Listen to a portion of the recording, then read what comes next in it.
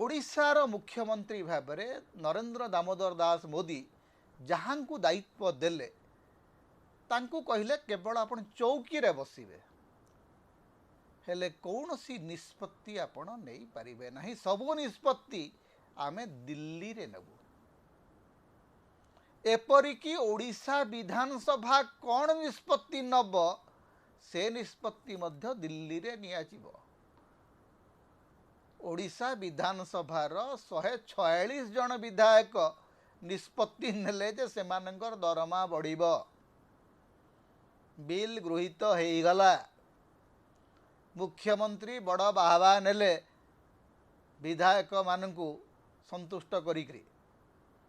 हेले दिल्ली रु आसिला निर्देश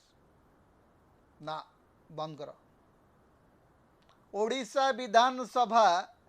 निजे जो निष्पत्ति नहीं थिला से निष्पत्ति को निजे बदलौची दिल्ली रि चापरे